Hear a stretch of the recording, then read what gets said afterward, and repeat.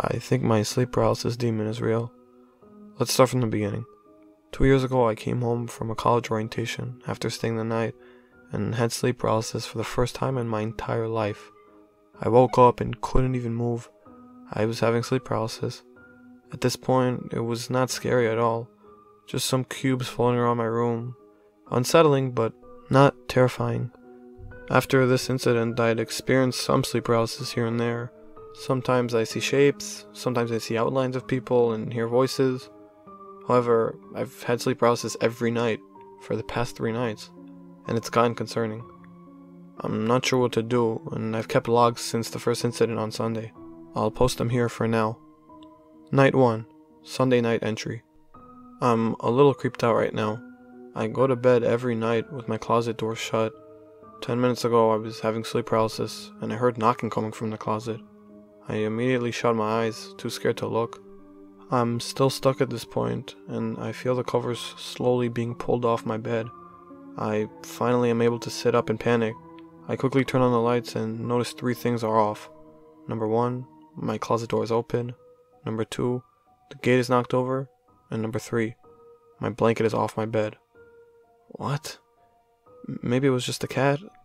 I don't know, but I'll sleep with the lights on for the rest of the night.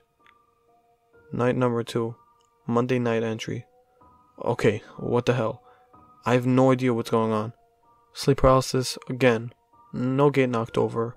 Though no gate knocked over, no closet door open, and no blankets on the ground. Good, right? No. Worse. I wake up and I can't move, typically. Still, I don't open my eyes. I wait to hear the creaking of the door or the crashing of the gate. Instead, I hear the muffled sound of my dog. Snoring? Not quite. More like a heavy breathing. My dog does have breathing issues, so I was expecting it to be him. I slightly opened one eye to confirm the sound was... Yes, okay, good. A large black blob on the floor, panting.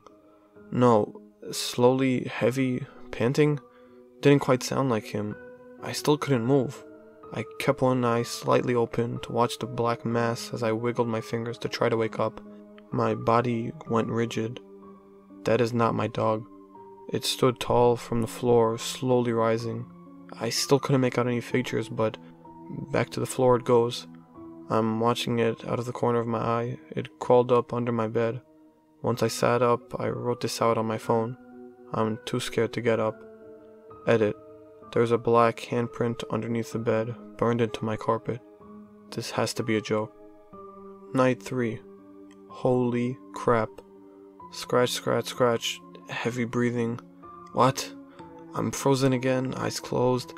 I didn't want to look. Where's this coming from? Above me? I made a mistake tonight. I opened both my eyes, and directly above me was...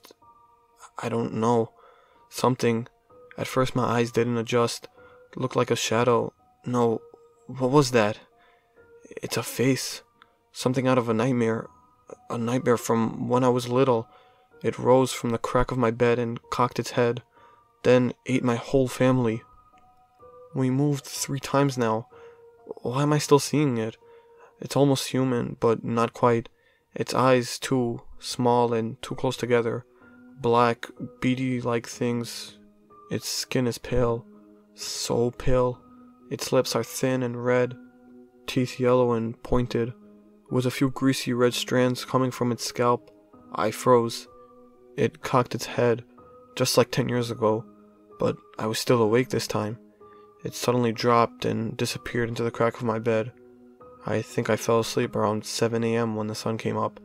One long red strand of hair was shed on my white pillow. And now you're all caught up. I'm thinking of setting up a camera tonight. Let's see if I'm going crazy. Edit. Here's a very bad drawing I tried to do of it. The picture is up on the screen right now. I'll update you tomorrow, hopefully. Wish me luck. I used to suffer from sleep paralysis as a kid. Every night since I was 5 or 6 years old, I remember the intense fear of waking up and seeing monsters haunt my room. I could never move or make noise. I just lay there. I peed myself quite often. My parents thought I was making it up, and I was never able to see a doctor about it. It went away in my early teens and didn't return until quite a few nights ago. My boyfriend was away on a business, so I was home alone. I woke up around 3 in the morning to see a figure standing in the corner of my room. I lay paralyzed with fear. As I looked it over, it appeared to be a man, average height and weight. He was wearing some sort of trench coat and hat, but the shadows fell over his face, so I could not make out much detail. I knew the instant I woke up that he was watching me. I felt his eyes on me, even though I was unable to see them. I closed my eyes, trying to will the figure to leave. When I opened them a few moments later, the figure was gone. I breathed a heavy sigh of relief and worked to calm my racing heart. It had been so long since I'd had an episode, and I forgot how truly terrifying they were. I put the nightmare out of my head and went back to sleep. The next night, the same thing happened again. However, this incident lasted longer. We stared at each other for hours, willing the other to move, but seemingly frozen in place. Finally, I passed out from the exhaustion, and when I awoke the next morning, I found the room to be empty again. These nightmares were beginning to take a toll on me, physically and mentally.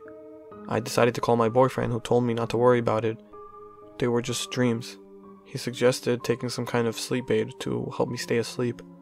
I decided to take his advice and headed to Walmart to find some kind of sleep aid, unsure what kind I was looking for yet. As I headed to the pharmacy section, a display in the middle of the aisle caught my attention. It was a cheap security camera that you connected to your smartphone. It had night vision capability and battery life of almost 15 hours for only $28. I thought it was too good of an opportunity to pass up, and this way I can prove to myself that there really isn't a figure in my room. I bought some melatonin and headed back home. I immediately set up the camera on my nightstand, pointing it to the corner where the figure is always standing. As the night settled, I took a large dose of melatonin, assuring myself a heavy sleep that night. I wasn't awoken that night by any paralysis demons and woke up feeling refreshed. I brought up the camera app and waited for the feed to load up. I wanted to ensure that it had actually worked, so I randomly jumped ahead to around 4:30 in the morning. My heart froze as I noticed a figure standing in the corner of the room in the footage. I rewinded it a few hours till when I went to bed. There was nothing in the corner that could have made a shadow like that. I immediately fast-forwarded until I saw the figure enter from the doorway. It was approximately 1:45 when it entered. It stood in the corner just watching me for hours. Finally, around 6, it walked out of sight. I nearly dropped to the floor as I realized that someone had been in my home those nights. Someone was watching me as I slept. I called my boyfriend in a panic, but he didn't answer the phone. Frantically, I dialed the police. They showed up and I was able to show them the footage. However, there was not much they could do, since whoever it was had already left. I begged them to stay, and they said that they'd have a patrol car down the street. I accepted what little help they'd offered me and cleared the camera footage from the night before, ready to set it up for the next night. Tonight, however, I would be ready. I had a knife under my pillowcase. Nobody was going to hurt me. If the cops wouldn't help me, I'd deal with it myself. I was able to fall asleep, surprisingly enough. I woke up around 2:30 to find the man standing there. Knowing my brain was not playing tricks on me, I pushed myself to sit up. I grabbed the knife from under my pillow and charged at the figure, but before I could do anything, it grabbed my wrist, pinning my body against the wall. The figure leaned in closely, and I could see that it was a man now. I did not recognize him, although he appeared to be a bit older than me. "Shh," he said. I fought against him, but he was far stronger than me. I looked him in the eyes, fear flowing through me. "What do you want?" "Listen," he whispered to me, letting go of my arms. I allowed my arms to drop to my sides, not taking my eyes off of him even for a second. However, I listened to his instructions and listened carefully to the noises around me. Suddenly, I became aware of creaking on my stairs. Someone was walking up my steps. "You are not safe," the man said softly. "There is someone here to hurt you." What do I do?" "I will take care of them. Hide in the closet with your knife," he said sternly, turning to face my doorway. Not sure what else to do, I ran to my closet, shutting the door quietly. I shook with fear as I tried to calm my breathing. Tears flowed down my cheeks. What the hell was going on? I heard loud thumps coming from the hallway and a loud scream that came from a man. I noticed instantly that the screams were from my boyfriend. I threw open the closet and ran down the hallway, flicking on the light switch. My boyfriend lay on the ground, knocked out, but alive. Immediately I ran at the man from my room, knocking him down to the ground, holding the knife to his throat, ready to kill him if necessary. "What the hell did you do to my boyfriend?" He held up his arms in surrender and looked at me. "Please, allow me to explain?" I did not get off of him, but nodded my head yes in agreement. "Make it fast." He sighed softly. "Your boyfriend, he paid me to kill you." I jumped off the man, shaking my head in disbelief. "You're full of crap." He stood up and reached into his pocket, pulling out his phone. He showed him messages between him and my boyfriend, instructing him when and where to attack me. Then he showed me the bank transfer from my boyfriend's bank account. "Why would he do that?" I asked, nearly breathlessly. The man pulled up another photo. It was my boyfriend with another woman. A small boy stood in front of them with a baby on the woman's hip. I stared at the picture for a few minutes before it clicked. "He already has a family?" "Yes, his wife found out about you. She said it needed to be taken care of." My hand instinctively flew to my stomach. I felt a small kick of reassurance as I glanced back at my boyfriend's unconscious body. That was the first time I'd felt the baby move. "I couldn't bring myself to kill a pregnant woman," he said. I immediately dialed the police and told them what had happened. I stated that my boyfriend had tried to strangle me in the middle of the night, so I hit him over the head, knocking him out. As the police took my boyfriend away, the man from my room smiled at me slightly. "What?" I asked, still overwhelmed by the things that had occurred that week. "Maybe I could take you out sometime?" "Didn't my boyfriend already pay you to do that?" I said back, my dark humor shining through. "This time, I'll pay." He winked at me and left. I did finally take him up on his offer a few weeks later. We have been married for 3 years now and share 2 beautiful children. Even though Cecilia isn't his, he loves her all the same. My ex-boyfriend is still rotting in jail, and I hope he dies in there. My husband is still in the hitman business, although now he has a partner.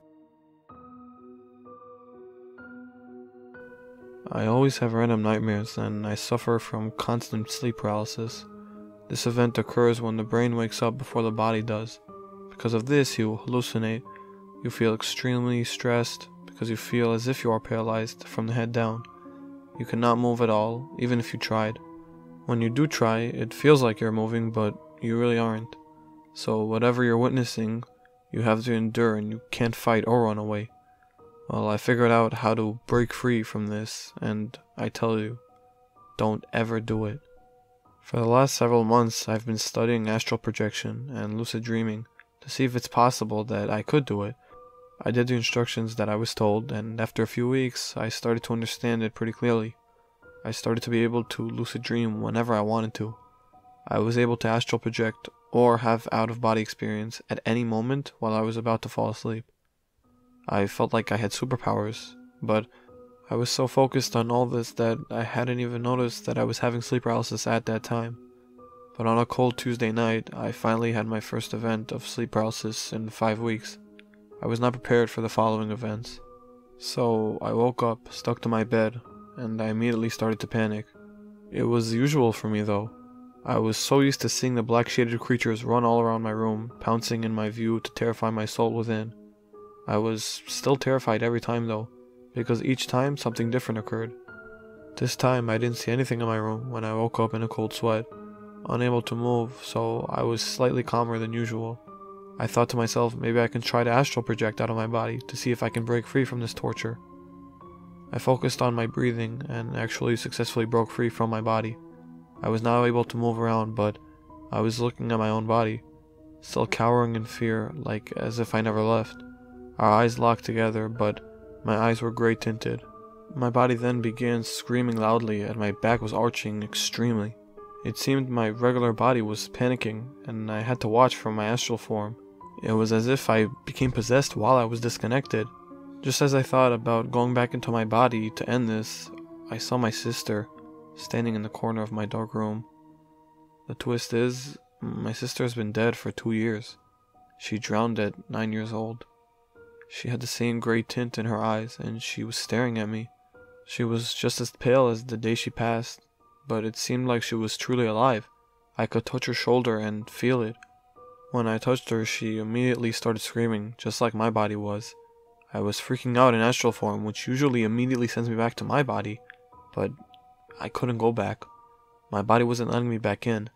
I was stuck in astral form watching my dead relative and myself scream in agony. I was completely helpless. Out of nowhere, my alarm went off in my room. I checked the clock, still in astral form. It was 6 a.m. Time to get ready for school. I still couldn't get back into my body though. My mother opened my door at about 6:25. She woke up to my alarm going off and my back arching with gray, lifeless eyes, completely silent. I was watching my mother and father crying because they didn't know what was happening to me. I was able to see everything, including my mother run to the phone to call 911. After about 10 minutes of all this, my sister looked at me and said quietly, "It's not your time yet." And I was suddenly sucked back into my body. My eyes were full of color again, and my back was in great pain from the supposed seizure I had while I was in astral state. My parents cried and hugged me and immediately took me to the hospital.